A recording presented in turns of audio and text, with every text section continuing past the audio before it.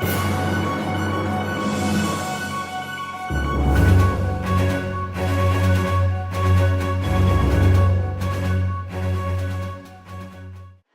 we're here with John Himmelman. He is running for mayor of Yellowknife. John, first, maybe just tell us a little bit about yourself and why you're running. Okay.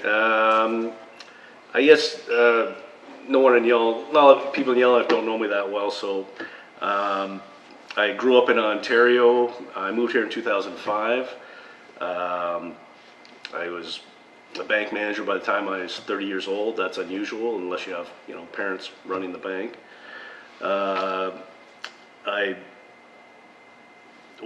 I paid my own way through university. I went on after that to become a chartered accountant. I've always been interested in community service. Prior to coming here to Yellowknife, I was on a lot of nonprofit boards. I was involved in coaching. I was a treasurer at my church.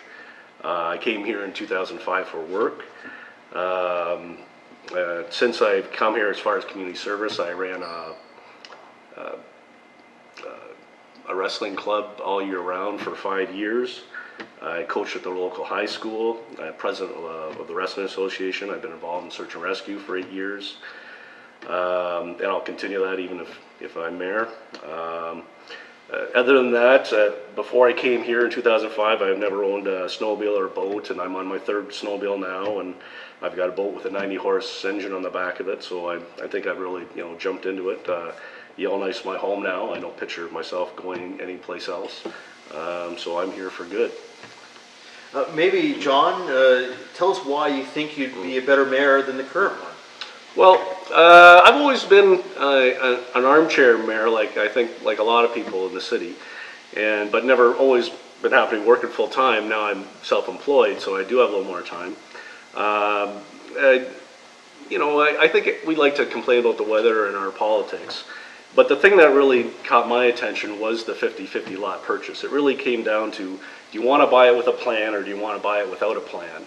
And my whole life has been financial decisions. And that just caught my attention to the point where I just started to do a little bit more homework and look into it. And I just really questioned the governance that's happening at our town council, our city council. So that got me more engaged, and I've done some more research. And I think that just from my background, even reflexively, thinking in terms of, well, you should really have a real value for money approach to your expenditures. I think right off the bat, would bring that to the council. Okay. What do you think are the issues? I mean, you mentioned the 50-50 lot. What do you think are the top issues for this election campaign? Well, generally, the governance, which relates to that kind of decision making. By extension, I guess what else has come to light is transparency and accountability and communication. From what I gather, what I've talked to people, a lot of people feel like the council and the administration, they've kind of, the administration has its own agenda, and council's really it's more like an impediment to get there. And so that plus, there's other issues, but I think it really comes down to good governance, and I think I bring that to the table. Okay. So that's essentially it.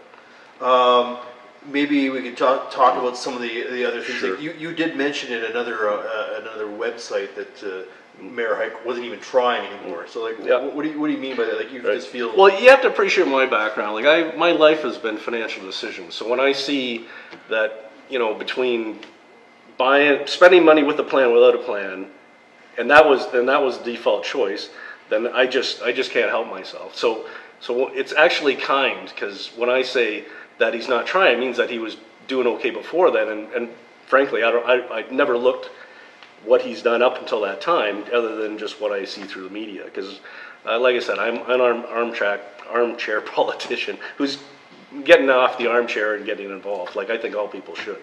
I'm sort of gauging here that you feel like the political leadership at City Hall has become adrift. Yeah, that's what I'm gathering, is that they're not.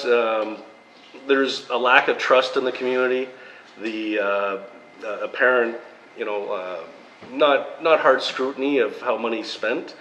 A lot of people have the impression that like the Canada Winter Games as an example, they feel like it's more like a sales committee rather than a plausible, let's take a hard look at this committee. So I think that there is a disconnection right there, and I think that's what difference I would bring. I'd be more receptive to it. Okay. Well, thanks very much for joining us, John, and good luck in the election campaign. Okay, thanks a Right. lot.